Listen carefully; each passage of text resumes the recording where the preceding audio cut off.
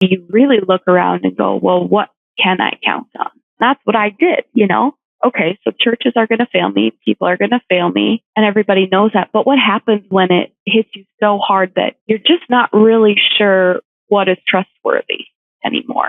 What holds me in place, or what I hope holds me in place, is that God gives me the strength and the energy for that day.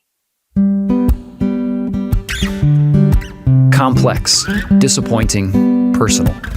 3 words that this week's guest would use to describe her faith journey after graduation. I wonder what words you might use, alumni. We've recently had a number of episodes where we've heard from experts and the tools that they would recommend to you and your ongoing faith development in this season after graduation. But now it's time to hear from some of your fellow alumni like you, who are just a few steps ahead in their journey. They've hit bumps in the road, they've been ready to give up, and at times they have given up. But they've also seen the amazing goodness of God walking through all of it with them. This week, we're joined by my friend and chapter mate from Minnesota State Mankato, Erica Spanjers, and Erica is going to share about the hurt and disappointment that she's experienced in not 1, but 2 instances of a church being damaged by abuse, but also how her relationship with God has deepened in ways that she couldn't have imagined and probably wouldn't have experienced if it weren't for navigating these painful moments with Him. Welcome to After 4, your podcast for navigating life after graduation. I'm your host and guide, John Steele, and this one's for you, alumni. Erica, welcome to the podcast. Thank you, John. Thanks for having me. Absolutely. I'm excited to have you, and I guess I should say excited to have you back. Erica, you were like one of the early guests of this podcast back in, I don't know, I feel like it would have been spring-ish of 2021, probably. So, it's been 4 years since we got to hang out. Yeah. In this way. Wow. And look at you now. Look at the podcast now, John. You have doctors and people that write books and really cool people on. And there's been some really cool episodes. Oh, well, I appreciate that. I include you in the list of really cool people that get to be on this podcast. I'm excited to. And Steve Beatty. Yes, exactly. I get to have a lot of cool people on this podcast. And so I really am grateful to have you back on here and to step in with us in this series that we're looking at. Yeah, Erica, so you're an InterVarsity alumna. We were on campus together at the same time. You graduated, around 2014 from Minnesota State? Is that right? Yep, that's right. Yeah. Okay, nice. And and you're joining us here in the midst of a series that we're doing that's talking about faith transition, that's talking about some of the ins and outs, the challenges and realities, the hardships and the hope that we have in following Jesus after graduation. And there's a lot to the faith journey after stepping away from our campus community. And you've been through a lot of the different things that happen through that journey. Erica, I'm gonna ask you a question that I don't think I've asked any guest before. Now, maybe it'll take us in a similar direction, but I don't think I've ever used this particular question. And that's as you think about what the last, almost 11 years have been since graduating from college, from moving on from Minnesota State. Are there like 2 or 3 words that you would use to describe what your faith journey in particular has been like, walking with Jesus in the last decade or so? Yeah. I'm glad you opened it up to 3 words because 2 feels very constraining. And I'm glad that I would say that the 3 words would probably be complexity, disappointment, and personal. Those are the 3. Okay. Complexity, disappointment, and personal. All right. What is it? I'm hopeful that we can maybe step into a story that will illustrate some of these elements. But just big picture, like what is it about the last 10 years or so that has that those are the 3 words that really stand out to you as you think about describing that journey? Yeah, I would say that the past 10 years. And those three words work together because my personal faith has kind of expanded. It's gone from 2D to 3D. Okay. It's been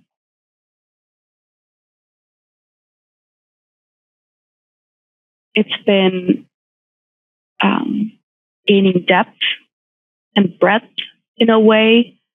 Like when I was a kid, I thought of faith as accept Jesus into your heart, go to Awana on Wednesdays, go to church on Sundays, pray before dinner, pray before bed, right? Like task-based, totally. but very conceptual, very easy to execute on and kind of flat, right? Yeah. So the complexity now of my faith is, well, what does God want me to do with my life? Right? You kind of started playing around with that in college. And then now you're in life, you're out of college. This is life. Now what does God want me to do with my extra spare bedroom in my home? How does God want me to interact with this person I don't really like on a daily basis? Yeah. Right? And it's not, and so that's a complexity in the depth. I would also add that along with the complexity, that personal element comes in, right? It's not just I'm going to Awana on Wednesdays. It's God's asking me about my spare bedroom in my home that I own. And so now it's becoming personal. Also, I've learned a lot with kind of that personal faith versus going to church faith, or personal faith versus being around other Christians' faith. What does that look like? Yeah. And how do those two worlds come together? And then I think if you've lived more than 20 years of life, which many of our listeners have, you've probably encountered some disappointments. And I think that that's very real. And I think the transitions of life can leave us disappointed when we had expectations for something else, something better, something very specific that didn't come to fruition. Yeah. Or even just the letdown of the transition, right? I liked where I was. Why do I have to move on? Yeah. That's a disappointment. But how do you handle those disappointments in life? You just throw it all out the window. You say, that's fine. Just don't hope for anything else. Just don't want anything else. Just know that the next part of your life is going to be worse and just prepare for that. Or do you bring it, what does God say about that? How are we supposed to look at that? What is the biblical right way to look at that? And what is God telling me specifically about my specific disappointment? How is he meeting me in that? Yeah. And is experiencing disappointment, is that indictment is the word that's coming to my mind. I don't think that's the word that I want to use. Does disappointment, does it teach us something about God, or does it teach us something about ourselves? Like, is it disappointment because like, oh man, God isn't actually all that I thought he was cracked up to be? Or is it disappointment over like, man, maybe the plans that I had for myself are not all that I thought they were cracked up to be. Right. And like, where is that? Where does the weight or the ownership of that disappointment, where does it sit? And how do we interpret disappointment? Right. You and I talked not too long ago, I brought up this song that you didn't know it at the moment, and I'm guessing it's very possible that our audience won't know it either. Maybe it's old enough that they're like, I've never heard of that song. But it's the song "King of My Heart," and it has the bridge in the English version of this song. The bridge is "You're never gonna let me down." And I think that song, I think that is like terrible theology because I think it's unrealistic expectation. Like I feel let down. I have felt let down by God's plans for me many times. But what I like is the Spanish version of that bridge. And you speak Spanish pretty fluently, so maybe you can give me the actual translation of this so that I don't screw it up.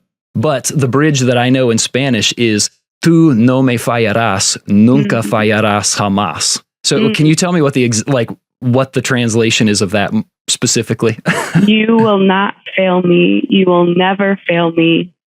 Not ever, I would add to the end. Jamás. Not ever. Not ever. That's awesome. See, I really like that idea because to me, I feel let down by the realities of life and even the things that God invites me into a lot. But with some distance from those things, I can look back and say, but God has never failed me. Like in the midst of all of those disappointments, he has not failed. And it feels like that's a really interesting point of tension for us to wrestle with in our expectations and when we experience disappointment and like, what does that actually mean for us? Yeah, I 100% agree. And and thank you for saying that you have been let down by God, because I don't hear that a lot. Oh my gosh. By other people. And and I think there's small, intimate spaces where it can be said out loud and people can understand and not say, well, you are just a bad Christian. You just get out of the small group. Like you're just not cut out for Christianity. I really appreciate that because what happens after I'm let down by him? You know, what do I do? You know, if I can muster up the gumption to say, hey, you really let me down, God, or I feel let down and sorry that I'm even kind of coming at you like this, but I'm really let down. He always meets me with, yeah, I know, I'm sorry. I'm sorry that you're disappointed. You know, he doesn't say, well, actually, Erica, here, let me just tell you why I'm right and you're wrong. And you'll feel better soon enough. Like, let's just push past. Like, he meets me right where I'm at. And he doesn't sometimes he doesn't usually explain himself, you know, or justify. Right. And so that's where the faith comes in and you go, he heard me. Yeah. He cares. They say that he has good plans for us. So I'm just going to go with that. And that's my choice. Yeah. And then try to believe it a little bit more every other day after that. Yeah, I really appreciate the comment about, you know, he doesn't necessarily explain himself. He doesn't feel the need to justify, and he certainly doesn't go back on his, you know, there are times like as a parent, there are times that I'll do or say something, I'll set up a plan okay, I think this is the right direction for us to go. That can be a huge letdown to people in my family. Our 6-year-old in particular lets me know how often she's let down by the plans that I make. And there are times that I feel very tempted to say, oh, shoot. Okay, never mind. We don't have to do it that way. And, you know, maybe there are times when I think better of it and I'm like, you know, I was doing that for the wrong reasons. But those things that are like healthy and good for her of like, no, you really need to brush your teeth. like I know you just want to go play. You just want to go to bed, but you really need to brush your teeth. Right. That God he's like, this is what's best for you. I feel the pain that you feel, and I'm going to come alongside you in the midst of that, but I am going to ask you to keep moving in this direction with me. And we're going to do it together. And that's really hard. But at least we have a loving God who does it with us. Right. And test him. If you don't think that he loves you and that he's just being mean, test him on it. Yeah. Because he's always shown me he loves me, but he does make me brush my teeth too. Yeah, exactly. Erica, can we move into sort of like an illustrative moment here? You know, we talked stories. I'm happy to share moments as well if it's helpful, but Like, I would be interested to hear, as you've been thinking about our conversation together, as you think about those 3 words that you described your faith journey in particular after graduation. Like, is there a story or 2 that you can share that illustrates one or more of those, complex, disappointing, personal, and just give some insights into the reality of what this has looked like for you? Yeah, definitely. I'll probably start with the most recent. Okay. I was a part of a church plant for a couple of years, most recently, and it last Sunday was our last Sunday together. It dissolved, and it dissolved due to a really unfortunate situation with some unofficial leaders in the church that were abusive towards other congregants and other leaders, and to the detriment of our pastor was no longer able to preach. Wow. And we were left with 2 people playing. Actually, one Sunday, it was just my friend playing piano for worship. And then an interim pastor came in and spoke. But so I'm without a church. Yeah. And I think that's something that I remember feeling when I graduated. And I didn't have InterVarsity anymore. You didn't have your people. You didn't have your faith group. Yeah. You're like, well, now what? I really kind of liked those people. I liked hanging out with them and eating macaroni and cheese, but I also liked throwback memory for you. I also liked kind of learning how to read the Bible together and kind of talking about God stuff and being able to ask those questions and say those taboo things like, I'm disappointed with God. Yeah. So now here I am 11 years later, I'm in transition. I'm without a church. And this isn't the first time that I've been left without a church. This actually happened I shouldn't say left without a church. I'm in transition between churches. Couple of years prior to that, I was volunteer unofficial staff for another church plant for about 4 or 5 years. And those were my people. That was my pastor.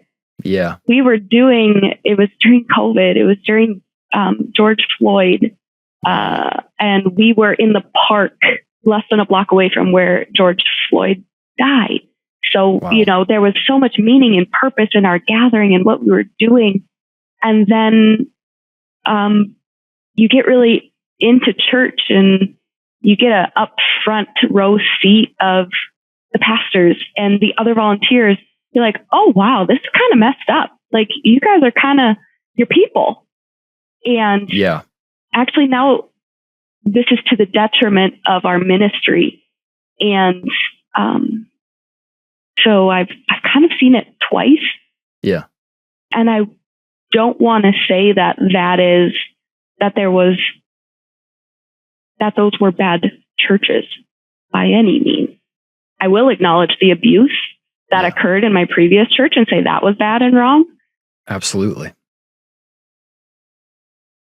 But I also think there's a level of that's what happens when you get involved in a church community and when you have connections and relationships. You begin to see even leaders and pastors with their faults.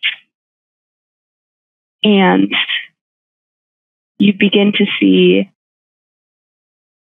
that even in all the good, happy, good feeling church stuff, there's abuse. There's ill motives. There's negative motives. But yet, didn't we do something good? Weren't we preaching? What about when we were serving? Was that okay, or is that coming back null and void? Right. So, you can see how complexity is kind of coming into the picture here. Yes.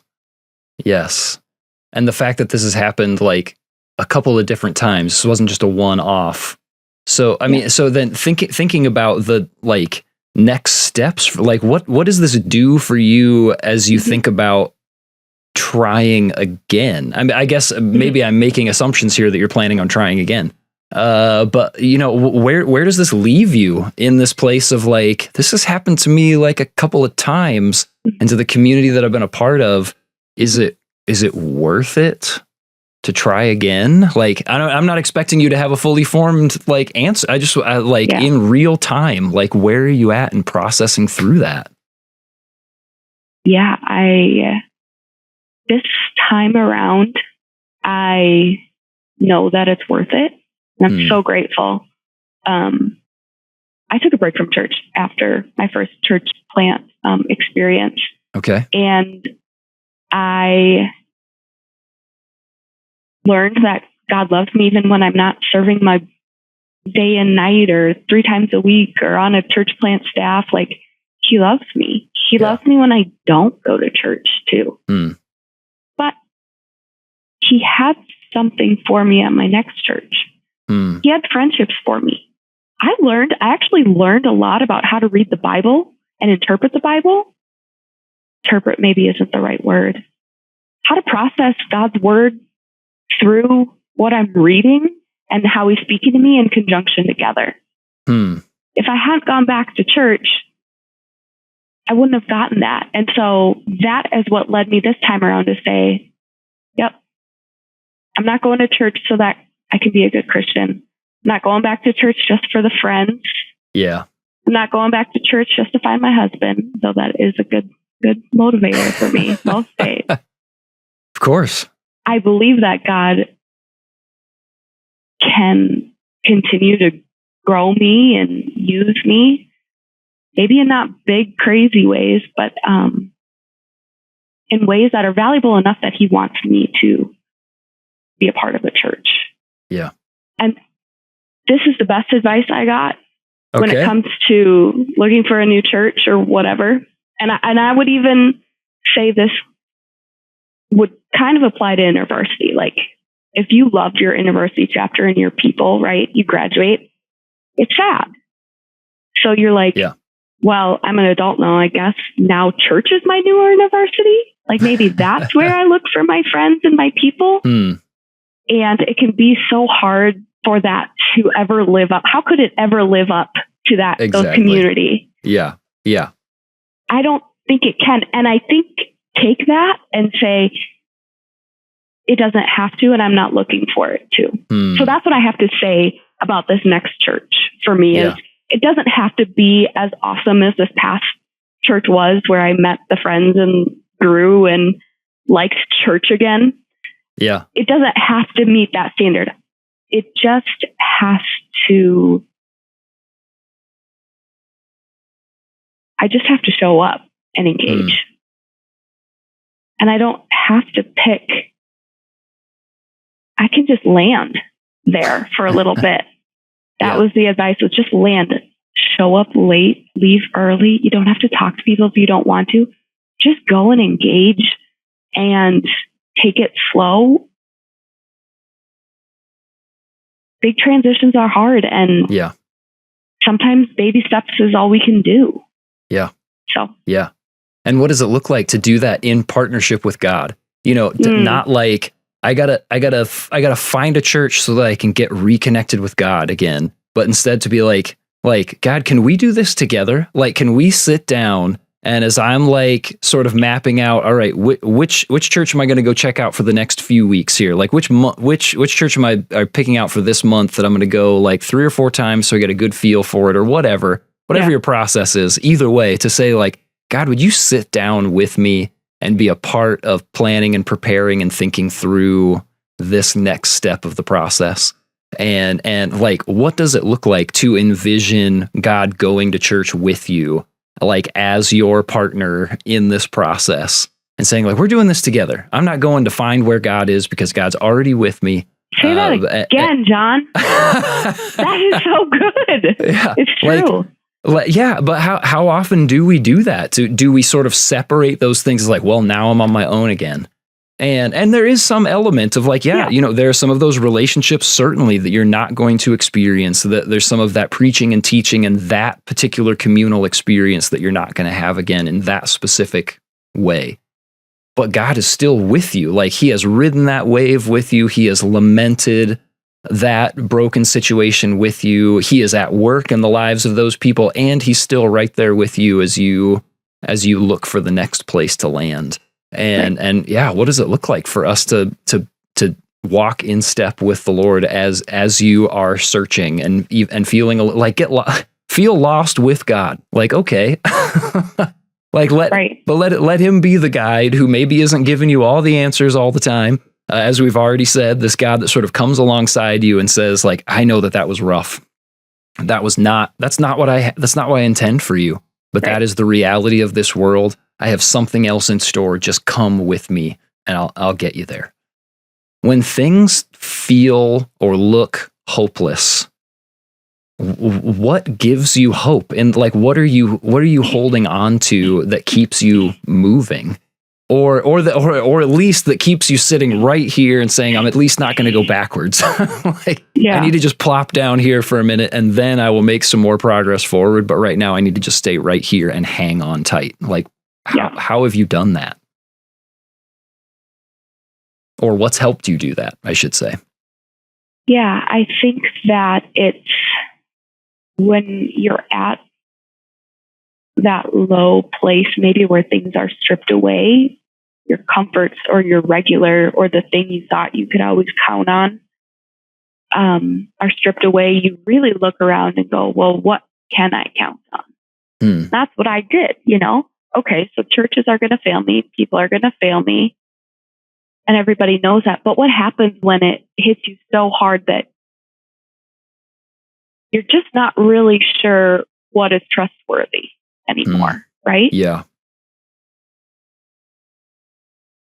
What holds me in place, or what I hope holds me in place, is that God gives me the strength and the energy for that day. I don't have my next church figured out. I don't have my future figured out. I still don't know what I'm doing with that spare bedroom. But I have food in the fridge, and my heart is heavy, but I think I'm going to be able to show up to work today and do my day job. And maybe I'll feel a little better tomorrow. Yeah. I don't know. He's the only thing I can count on. I just need him. And selfishly, I just need comfort, God. I just need your peace. I know I'm a grown adult, but I'm feeling like a child who needs comfort. I just feel so blown around in the wind or unsure. And that gets me through that day.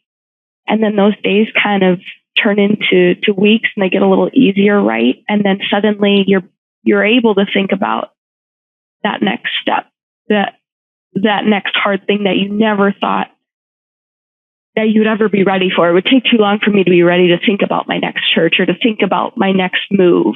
Yeah. That bedroom that's hanging over my head. Like I'm not ready to think about it. And somehow he gives us the grace to conceptualize it and then take another small step. And then before you know it, like, oh, I think this is progress. I think this is kind of where he wants me going. Yeah. And just ask God for what you need, and he'll give you just enough for that day. Yeah. But those days do add up, and he'll help you get there. Just focus on what you need from him now, and he won't fail you. Yeah. Yeah. It's that, give us this day our daily bread. Like that's all I have in me to hope for, or to I can make it through today. If you'll give me what I need for today, I think I can do today. And then we'll deal with tomorrow when it gets here. Erica, as you think about other alumni like you who are just starting their decade journey after graduation. 11 years, not 10. Their 11-year journey. Yes. As you think about those alumni who are just getting ready to go out on this journey, and who will experience hard times, and who will experience really joyful, great times too. Like, I don't want to paint this grim picture of life after graduation. It's not grim. No, but it is hard. Like, it can be both of those things. It can be good and joyful, and just sometimes devastatingly hard at the same time. Yeah. It can be all of those things. What advice, what's a final encouragement or piece of advice that you would give to those alumni as they think about the big shifts that are going to happen in time in their faith journey with Jesus?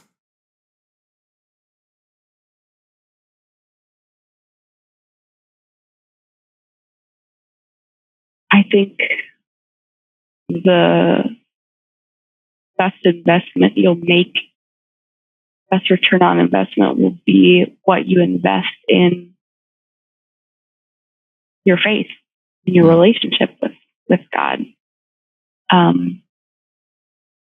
If you have issues with the church, if you have issues with the world, if you have questions, if you have issues with some Bible verses you read, you can bring that to him. And those are, when I started to do that, and when I started to say the things I was afraid to say in InterVarsity, because I didn't want them to think I was a bad Christian or something, that's when God taught me that he could handle it, and that he had some level of resolution for me. Not always. And that is all those 5 years at my church, the first church plant and the 2 years at this one. They're great, and there was fruit. But what I invested with just my personal faith and me and God in that relationship, that's going with you wherever. If you move states, if you move churches, heck, if you end up divorced, if you end up with loss, whatever you experience, that relationship, that teammate that you've been building with, that relationship goes with you. I mean, I sometimes step away from him, but he never leaves me. And because he hasn't left me, I can go back to him. And that's what I take with me. Alumni, if you can identify with Erica's experience, you are not alone. Our faith journey is so much more complex than we might realize. It can be so much more disappointing than we expected. But it can also be deeply personal and intimate with God as he walks through the heartbreak with us. And as we bend and break and are put back together, we find a stronger, more durable relationship with our compassionate and loving God. Alumni, he is for you and he is with you. Hold on to hope. It will so be worth it, I promise. And if you can't identify with Erica's experience, praise God for that. But also, prepare. Prepare with God for the moments that will come where your faith is tested. Build those deep, intimate rhythms with him now so that your house is built on the rock when those rains inevitably come. And then, hold on to hope because God is for you and he is with you in those times. Erica, thank you so much for joining me and for sharing so vulnerably. I am incredibly grateful for you, my friend. The rest of you, make sure you come back next week for another alumni testimony. We're going to hear from Rocco and his story about walking away from faith for years and his miraculous return to Jesus. Until then, consider sharing this episode with someone who needs to hear it, and I will see you in the after, alumni.